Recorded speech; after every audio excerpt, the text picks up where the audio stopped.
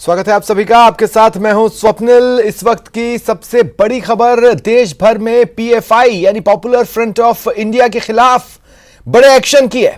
देखिए, बड़ा एक्शन दिखने को मिल रहा है। अब तक के इतिहास में, देश में स्वतंत्र जांच एजेंसियों के इतिहास में इस तरह की बड़ी कार्रवाई बहुत बिरला ही देखने को मिलती है। दो धड़े जांच एजेंसियां, दो जो कि संयुक्त रूप से कार्रवाई कर रही है, छापेमारी कर रही है।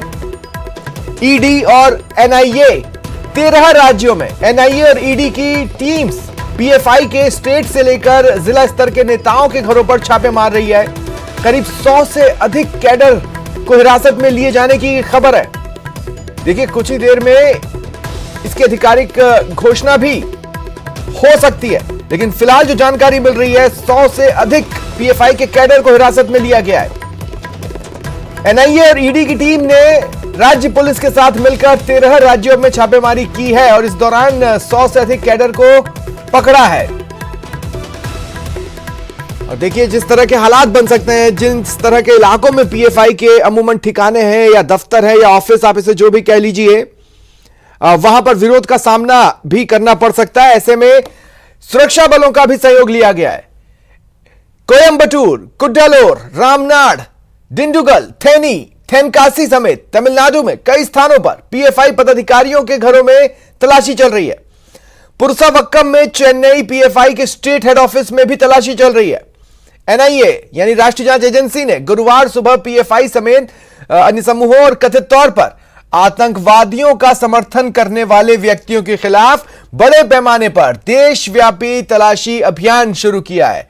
अब तक की सबसे बड़ी सर्च के तहत कथित तौर पर आतंकी फंडिंग, प्रशिक्षण शिविर आयोजित करने, प्रतिबंधित संगठनों में शामिल होने के लिए लोगों को कट्टरपंथी बनाने में संलिप्त लोगों के परिसरों में भी टीम पहुंचकर तलाशी अभियान चला रही है।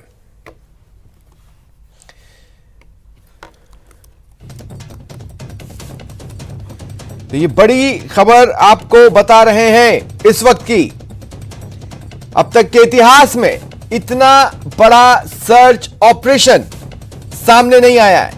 देखिए, पीएफआई पर जिस तरह के आरोप लगे हैं, पीएफआई के एक्टिव होने में जिस तरह की घटनाएं हुई हैं एक्टिव वाले राज्यों में जहां पर वो एक्टिव है, जैसे यूपी, तमिलनाडु, केरल, राजस्थान और हाल ही में बिहार में घटनाक्रम के बाद पीएफआई का एक गोपनीय दस्तावेज जिसे न्यूज 18 ने जिसका पर्दाफाश किया था, आतंकी कनेक्शन, आतंकी फंडिंग, इस तरह की तमाम बातें थी। किस तरह से इस्लामिक राष्ट्र बनाया जा सकता है, इसकी प्लानिंग का वो दस्तावेज था पीएफआई का। वो तमाम चीजें अब खुलकर सामने आ रही हैं और ऐसे में एक बार फिर ये मांग जोर पकड़ सकती है कि पीएफआई को कंप्लीटली बैन कर दिया जाए। क्या यह होगा? या आज की कार्रवाई से इस बात को पुख्ता बल मिल जाएगा। आज की देश की यह सबसे बड़ी खबर लगातार बनी हुई है। पीएफआई के 100 कैडर यानी 100 वर्कर्स अरेस्ट किए गए हैं। इधर पीएफआई के समर्थन में कुछ लोग जरूर सड़कों पर उतर रहे हैं, लेकिन उन्हें काबू में रखने के लिए भी फोर्स की मदद ली गई है। 4 बजे ही यहाँ पे पहुँच गई थी और सर्च ऑपरेशन को अंजाम देने के लिए यहाँ पे पहुँची थी।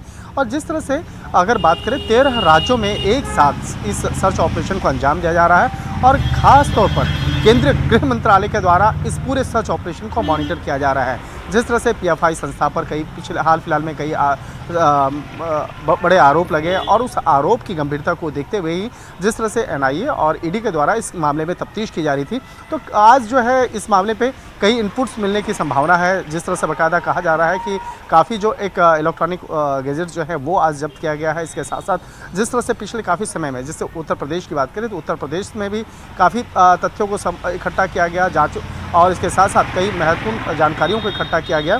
तो इसी मामले की गंभीरता को देखते हुए आज केंद्रीय जांच एजेंसी एनआईए और ईडी की टीम यहां पे पहुंची और उसके बाद यहां पर कहा जा रहा है कि यहां पर सर्च ऑपरेशन को अंजाम देने के लिए पहुंची। और जिस तरह से अगर बात करें, जिस तरह से इस मामले में जांच एजेंसी को महत्वपूर्ण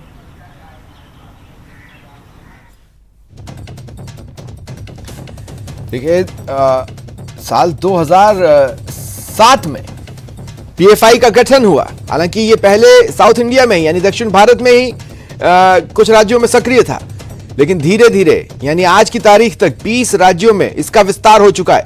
हाल के दिनों में सबसे बड़ा विवाद जो पीएफआई से जुड़ा सामने आया था वो था जुलाई में पटना पुलिस ने फुलवारी शरीफ में छापा मारा था और आतंकी साजिश का खुलासा किया था। देखिए जो खुलासा हुआ था वो ये बता रहा था कि आतंकियों के निशाने पर देश के प्रधानमंत्री नरेंद्र मोदी थे। इस केस में पीएफआई के कार्यकर्ताओं का नाम सामने आया, जिसके बाद एनआईए ने जांच शुरू की और बिहार में छापेमारी की थी। इसके अलावा अगर आप देखेंगे कर्नाटक में जो पूरा हिजाब प्रकरण रहा है, कर्नाटक सरकार ने कोर्ट में, सुप्रीम कोर्ट में ये जवाब दाखिल किया था कि पीएफआई की साजिश की वजह से कर्नाटक में हिजाब का विवाद पैदा हुआ। तो एक बार फिर पीएफआई हिजाब विवाद के वक्त भी चर्चा में आया। साल 2010 किसी के भुलाए नहीं भूलता, केरल में प्रोफेसर जोसेफ का हाथ काटने की घटना के बाद पीएफआई सबसे पहले चर्चा में आया और उसके बाद आतंकी कनेक्शन तक की चर्चाएं हो चुकी हैं। तो तमाम बातें हैं जो पीएफआई को संदेह के घेरे में डालती हैं, तमाम चीजें हैं जो पीएफआई को संदेह के घेरे में डालती हैं। इनके आतंकी कनेक्शंस की जांच की जा रही है, इनके आतंकी होने की जांच की जा रही है, इनके आतंकी मंसूबों की जांच की जा रही है। इस्लामिक राष्ट्र बनाने का सपना पीएफआई देखा करती थी। उसके गोपनीय दस्तावेज के लिहाज से अगर बात करें तो उसका एक रोड मैप भी इनने तैयार किया था। ये तमाम जानकारियां हाल ही में सामने आई हैं और ऐसे में एनआईए अपनी जांच बढ़ा रही है, धीरे धीरे आगे बढ़ रही है। और देखिए एनआईए इंडिपेंडेंटली अगर छापे मार रही होती तो भी ये देश की सबसे बड़ी खबर होती। ईडी अगर इंडिपेंडेंटली छापे मार रही होती तो भी ये देश की सबसे बड़ी खबर होती। लेकिन एनआईए और ईडी की ये संयुक्त कार्रवाई है, जॉइंट ऑपरेशन है। और जब इस तरह से जॉइंट ऑपरेशन को अंजाम दिया जाता है तो मसला बहुत बड़ा होता है, खुलासा भी बहुत बड़ा होता है। और ऐसे में अब इस बात की प्रबल संभावनाएं बन रही हैं कि आने वाले दिनों में इस छापेमारी में जो कुछ भी मिलता है उसके बेसिस पर और जिस तरह से तमाम संदेहास्पद चीजों में पीएफआई के नामों का सामने आने का सिलसिला लगातार जारी है, उसके बिना पर यह कहा जा सकता है कि आने वाले दिनों में पीएफआई पर देशव्यापी बैन लगाया जा सकता है। तो ये बड़ी खबर आपको बता रहे हैं। हालांकि ये भी हम आपको बता दें कि पीएफआई ने इस कार्रवाई पर रिएक्ट भी किया है। पीएफआई ने ये जो एनआईए और ईडी का छापा है इस पर रिएक्ट करते हुए ये कहा है, एक बयान जारी किया है कि आवाज दबाने के लिए कार्रवाई हो रही है, सेंट्रल एजेंसी हमारे लोगों को प्रताड़ित कर रही है। बहरहाल बड़ी संख्या में अधिकारी छापे मार रहे हैं, एनआईए के अधिकारी हैं, ईडी के अधिकारी हैं, पुलिस का सहयोग लिया गया है, फोर्सेस का सपोर्ट लिया गया। क्योंकि देखिए जिन इलाकों में पीएफआई के ऑफिसर्स हैं, दफ्तर हैं, वो दरअसल अल्पसंख्यक बाहुल्य या मुस्लिम बाहुल्य इलाके हैं और ऐसे में पीएफआई पर एक्शन होता देख हो सकता है कि जो पीएफआई के आसपास रहने वाले सपोर्टर्स हों वो विरोध करें, उग्र हो जाएं और ऐसी स्थिति में उन पर काबू पाने के लिए फोर्स का भी सहयोग लिया गया। आप देखिए ये जो तस्वीरें भी हम आपको दिखा रहे हैं, ऐसा ही एक इलाका पीएफआई के ऑफिस वाला, कुछ लोग पीएफआई के समर्थन में नारे करते और कार्रवाई का विरोध करते आपको नजर आ रहे हैं। और इसी से आप अंदाजा लगा सकते हैं कि कितनी एक पूरा लवाजमा देश भर में घूम रहा है, एक पूरा ज़ाब्ता देश भर में घूम रहा है, एक पूरी टीम देश भर में घूम रही है, जिसमें आप ये तय मानकर चलिए कि एनआईए और ईडी के 100 से भी ज़्यादा अधिकारी लगे हुए हैं और लगातार छापे मारकर दस्तावेज खंगाल रहे हैं, चीज़ों को टटोल रहे हैं और ये ढूंढने की कोशिश कर रहे हैं कि अब तक की जो कड़ियाँ जुड़ी हैं, जो पीएफआई की ओर इशारा कर रही हैं, वो कड़ियाँ कितनी मजबूत हैं, वो कड़ियाँ पीएफआई से आकर जुड़ती भी हैं या नहीं।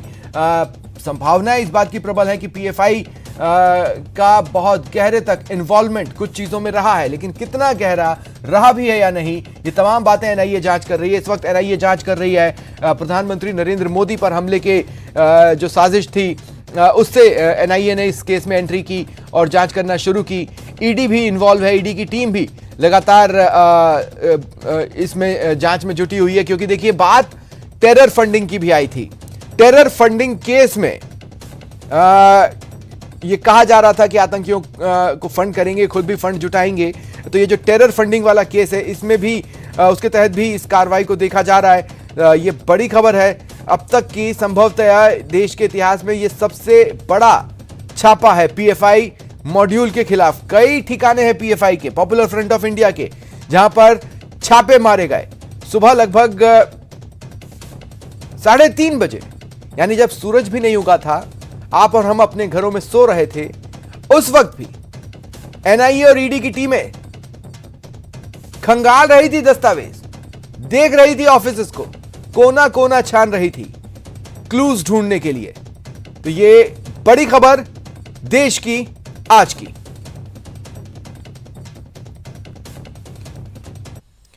और देखिए एक और बड़ी खबर इस वक्त मिल रही है। विधायक कोष से गौ माता की रक्षा के लिए अभियान की शुरुआत हो चुकी है। पशुपालन मंत्री लालचंद कटारिया दवाओं का वितरण कर रहे हैं। विधायक फंड से 10 लाख रुपए की दवाओं का वितरण लालचंद कटारिया ने किया है। देखिए, लंपी स्किन डिजीज, जिसे कि अब शॉर्ट फॉर्म में एलएसडी भी कहा जा रहा है, तो लंपी के उपचार के लिए जिन दवाओं का इस्तेमाल हो सकता है, वो दवाएं कारगर हो जाएं, ऐसी दवाओं का वो वितरण कर रहे हैं। लंपी की दवाओं के साथ साथ चिकित्सकीय उपकरणों का भी वितरण हो रहा है। झोटवाड़ा विधानसभा क्षेत्र के सैकड़ों पशुपालक और किसान मौजूद रहेंगे।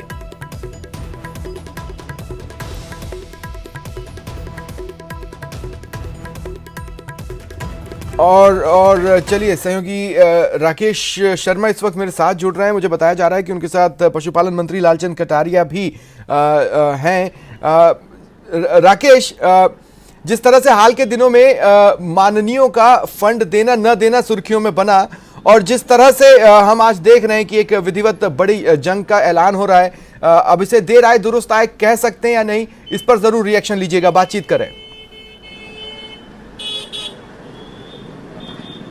बिल्कुल, देखिए स्वप्निल, जिस तरीके से बेजुबान खासतौर पर गौवंश जो कि धार्मिक पशु भी है और वो अब महामारी के दौर से गुजर रहा है, ऐसे में पशुपालन मंत्री लालचंद कटारिया ने, हम दिखाना चाहेंगे पीछे ये गाड़ियां खड़ी हैं, बहुत सारी गाड़ियों में यहाँ पर जो है ये दवाइयाँ हैं। अब जाकर के जो पशुपालक हैं वहाँ उनको ये वितरित की जाएगी। हमारे साथ पशुपालन मंत्री लालचंद कटारिया हैं कि जो जनप्रतिनिधि हैं उनको अपने क्षेत्र में इस तरीके से आना चाहिए। जो बेजुबान गौवंश है, जो दूसरे पशु हैं जिनमें लंपी फैल रहा है, आज आपने शुरुआत की है, किस तरीके से, कितनी दवाइयाँ हैं, किस तरीके से? देखिए, विधायक कोष से मैंने 10 लाख रुपए दिए थे, और हमारे 2 पंचायत समिति हैं जिनके दोनों के प्रधान यहाँ मौजूद हैं, सारे सरपंचगण और पंचायत समिति मेंबर और जिला परिषद सदस्य मौजूद हैं। 5000 पैकेट आज हम रवाना कर रहे हैं, जो हर ग्राम पंचायत में, झोटवाड़ा विधानसभा में लगभग 70 उपकेंद्र हैं, उन सभी उपकेंद्रों पर ये दवा जाएगी। हमारे जनप्रतिनिधि साथ रहेंगे, और जो LSA और हमारे जो डॉक्टर्स हैं वो हर गांव के अंदर, जानी में, गांव में, कस्बे में, जैसे नगर पालिका जो ओनर है, घर घर जाके मालूम करेंगे कि यदि कोई लंपी रोग से ग्रसित जानवर है तो उसको ये समझाएंगे कि इसमें 3 दिन, इस किट के अंदर जो है इसमें 3 दिन की दवा है, और वो किस प्रकार दी जाएगी वो भी समझाएंगे। अवेयरनेस का प्रोग्राम भी रहेगा, साफ सफाई के बारे में भी बताएंगे, और उसके बाद में यदि और ज़्यादा संक्रमित कोई पशु है तो उसको वहाँ से बड़े अस्पताल के अंदर रेफर कराएंगे।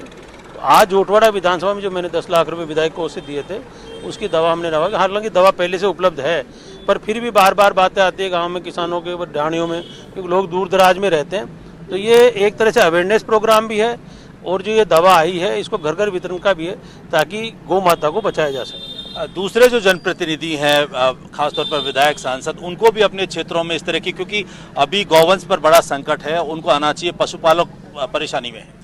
देखिए, मुख्यमंत्री जी खुद अपील कर चुके हैं जनप्रतिनिधियों के लिए, और मेरा तो ये भी कहना है कि कुछ हमारे बहुत सारे विधायक साथियों ने ये काम किया भी है, काफ़ी बड़े लेवल पे काम हुआ है। विधायकों ने अपने कोष से पैसे दिए हैं और दवाइयाँ उनके विधानसभा क्षेत्र में वितरित की गई है, और उसी का परिणाम है कि आज जो हमारी रिकवरी रेट है, जो मृत्यु की दर है, वो काफ़ी कम हुई है। ये लगभग 18 राज्यों में फैल चुका है और महामारी का रूप होता जा रहा है। केंद्र और राज्य किस तरीके से इस मामले को लेकर के गंभीर हैं? क्या केंद्र से मदद मिल पा रही है? मैंने बताया नहीं कि विधानसभा में चर्चा के दौरान भी ज़्यादातर विधायक साथियों ने कहा कि इसको महामारी घोषित भारत सरकार करे, और एक पैकेज के रूप में, क्योंकि कोई राजस्थान का मामला नहीं है। अभी तक जो हमारे पास सूचना है उसमें 15 राज्यों में फैल चुकी है। तो देश के 15 राज्यों में जब महामारी ये बीमारी फैल चुकी है, तो ये प्रधानमंत्री जी सभी की मांग है कि वो इसको महामारी घोषित करे, और अलग से जैसे कोविड काल के अंदर भारत सरकार ने मदद की थी, उसी प्रकार इसमें मदद करे। राज्य सरकार भी पशुपालकों के पशु का बीमा करने का प्लान कर रही है, किस तरीके से तैयारी? मैंने बताया ना आपको कि क्या प्रदेश सरकार इसे राज्य आपदा घोषित करेगी? क्योंकि बीजेपी के कुछ चेहरे ये कह रहे हैं, राकेश, बार बार कि केंद्र सरकार राष्ट्रीय आपदा नहीं कर रही, आप भी तो पहले राज्य आपदा घोषित कर सकते हैं। पशुपालकों के लिए बीमा की बात की थी, उसको अगले महीने में लागू कर देंगे। बीजेपी की ये मांग है कि राज्य सरकार भी इसको राज्य आपदा घोषित करे। ऐसा क्या कोई प्रावधान है राज्य आपदा घोषित करने का? विधानसभा के अंदर लगातार इस पे चर्चा हो रही है। हमने नेता प्रतिपक्ष और सभी विधायक साथियों से भी कहा है कि वो भी इसकी मांग को आगे बढ़ाएं और सांसदों से अपील करते हैं कि वो भी प्रधानमंत्री जी से बात करके और इसको आपदा में घोषित करवाएं, ताकि एक बड़ा पैकेज मिले, ताकि जिन पशुपालकों का नुकसान हुआ उसके लिए हम कुछ कर सकें। बिल्कुल स्वप्निल, जिस तरीके से नहीं, कोरोना महामारी के दौरान एक सवाल और ले लें अगर हो सकता है राकेश। सवाल ये है कि जैसे हमने देखा सिरोही से जो विधायक हैं संयम लोढ़ा, उन्होंने ट्वीट कर कहा कि भाई सांसद कोष का इस्तेमाल इस तरह के काम में नहीं हो सकता। क्या इस तरह की पेचीदगियां हैं जिसकी वजह से भी माननीयों में कोई हिचक हो, या क्या टेक्निकल डिफिकल्टीज आ रही हैं जिसकी वजह से फंड का सही तरह से इस्तेमाल में अड़चने पड़ रही हैं बार बार? बिल्कुल, कुछ जो बीजेपी के नेताओं ने इस तरह के कमेंट किए हैं कि जो सांसद कोष है उसका उपयोग इस बीमारी के दौरान नहीं किया जा सकता। क्या ऐसी तकनीकी कुछ पेचीदगियां हैं? मुझे मालूम है कि कई हमारे सांसद महोदय ने अपने पत्र लिखे थे, कहीं 16 लाख रुपए दिए गए हैं, कहीं 10 लाख रुपए, कहीं 20 लाख रुपए। और सांसद कोष में जब से ऊपर उस सांसद निधि में परिवर्तन भारत सरकार नहीं करेगी तो वो पैसा सांसदों का काम ही नहीं आएगा। विधानसभा में भी इस बात की चर्चा की गई और हमने और मुख्यमंत्री ने अपील भी की है कि जो सांसद हैं वो भारत सरकार से उस गाइडलाइन में परिवर्तन कराएं ताकि उनका पैसा उपयोग में आ सके।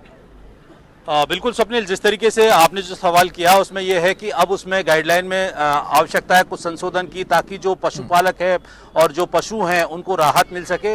अभी कुछ पेचीदगियां इस तरह की हैं जो सांसद को, भारत सरकार के जो दिशा निर्देश हैं सांसद को से राहत देने के, उसमें अभी संशोधन की आवश्यकता है। हमने देखा था अभी बीजेपी का प्रदर्शन, आपको याद होगा राकेश, जिस तरह से जयपुर में लंपी और कुछ अन्य मुद्दों को लेकर प्रदर्शन हुआ। उस दिन विधानसभा का सत्र भी चल रहा था, लंपी पर चर्चा भी होनी थी, लेकिन बीजेपी के कुछ विधायक विधानसभा के बाहर प्रदर्शन में थे और कुछ अंदर थे। मतलब विपक्ष की कोशिश यह है कि सदन से सड़क तक घेरा जाए। इसे किस रूप से देखते हैं पशुपालन मंत्री? क्योंकि कहने को तो हर कोई कह रहा है सियासत नहीं होनी चाहिए, लेकिन बयान तो दोनों ओर से वार पलटवार के तौर पर ही दिए जा रहे हैं। बिल्कुल स्वप्निल, जिस तरीके से लगातार जो भाजपा के कुछ लोग हैं वो इसको लेकर के राजनीति ज़्यादा कर रहे हैं, गौवंश या पशुधन की सेवा कम कर रहे हैं, वो लगातार चाहे सड़क पर हो या सदन में हो वहाँ विरोध कर रही है। किस तरीके से विपक्ष का इसमें रुख दिख रहा है, क्या करना चाहिए ताकि इस पशुधन पर आए संकट से बच सकते हैं? देखिए, चर्चा के दौरान भी मैंने विधानसभा में बात कही थी कि ये जो गाय माता का मुद्दा है, जिसको आदिकाल से धरती पे एक ही पशु ऐसा है जिसको माता का रूप दिया गया है और उसको आदिकाल से मान्यताओं में भी है, हम उसको गाय माता मानते हैं। गौ ग्रास भी हमारे घरों में पुरानी संस्कृति के हिसाब से रोज दिया जाता है। ये कोई राजनीति करने का मुद्दा नहीं है। वो गौ माता कैसे बचे, उस गौवंश को हम किस प्रकार बचाएं, तो हमने विधानसभा में भी बात कही थी कि मैं पक्ष और विपक्ष के साथियों से निवेदन करता हूं कि वो इसमें राजनीति कम करे और बचाने का काम ज्यादा करे। बिल्कुल स्वप्निल, जिस तरीके से बीजेपी राजनीति कर रही है, हमने देखा है, आंकड़े देखे हैं, सांसदों का फंड नहीं आया है, विधायकों का फंड नहीं आया है, लेकिन आंदोलन करने में सबसे आगे गाय को लेकर भाजपा पहले बहुत ज्यादा राजनीति करती रही है। आज भी भाजपा गाय को लेकर राजनीति कर रही है, लेकिन गाय को बचाने पर, अब जब गाय पर संकट है तो भाजपा कहीं मैदान में नजर नहीं है गाय के समर्थन में, गाय को बचाने में। चूंकि भाजपा प्रकोष्ठ में कई गौवंश की रक्षा के लिए अलग अलग उससे जुड़े संगठन भी जो है इसका दावा करते हैं, लेकिन जब गाय पर संकट है तो ये सब नदारद हैं, कहीं मैदान में नजर नहीं आ रहे। शुक्रिया हमारे साथ जुड़ने के लिए आपका राकेश। और बीकानेर के खाजूवाला से बड़ी खबर है। देखिए, पूगल ब्रांच मुख्य नहर टूटने का मामला है। नहर को दुरुस्त करने का कार्य शुरू नहीं हो पाया है। देखिए, कल दोपहर 11:30 बजे नहर में कटाव आया था। इन्फॉर्म भी कर दिया गया संबंधित विभागों को। इधर नहर टूटने से किसानों की फसल खराब हो गई है। अब खराब हुई फसल का मुआवजा देने की मांग किसान उठा रहे हैं। किसानों ने 3 दिन अतिरिक्त पानी देने की भी मांग रखी है। पूर्व विधायक डॉक्टर विश्वनाथ मेघवाल मौके पर पहुंचे। अधिकारियों से वार्ता चल रही है कि जल्द किसानों को राहत मिले। उन्होंने भी ये मांग उठाई। नहर में आए कटाव के कारण भी कुछ स्थितियां स्पष्ट नहीं हो पाई हैं, और नहर में कटाव क्यों हुआ, कैसे आया, इसका कारण भी अभी स्पष्ट नहीं हो पाया है। खाजूवाला के पूगल ब्रांच नहर की आरडी 153 आरडी 153 पर कटाव आया था कल दोपहर 11:30 बजे। अब 2 चीजें एक साथ चल रही हैं। पहली तो यह कि नहर को दुरुस्त करने का कार्य अब तक शुरू नहीं हुआ है, और दूसरे ये कि नहर टूटने से किसानों की फसल खराब हुई है और अब उसे उसका मुआवजा देने की मांग भी उठ रही है। ज्यादा जानकारी के लिए बात करेंगे सहयोगी विक्रम से। विक्रम, क्या जानकारी है?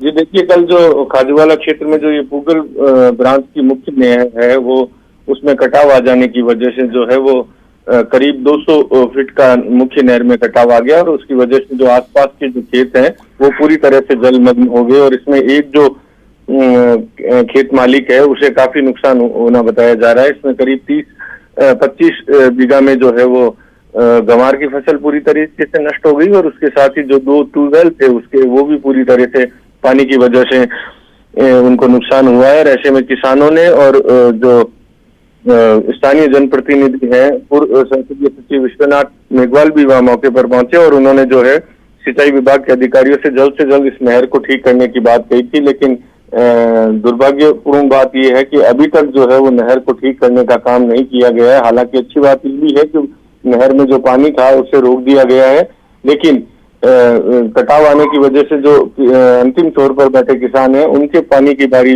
पिट गई है। और ऐसे में जो है ग्रामीणों ने और जो पूर्व संसदीय सचिव है उन्होंने ये मांग की है कि अगले 3 दिन में जो है वो जो किसान हैं उनको पानी दी जाए और उसके साथ जो जिन खेत मालिकों को शुक्रिया तमाम जानकारी के लिए।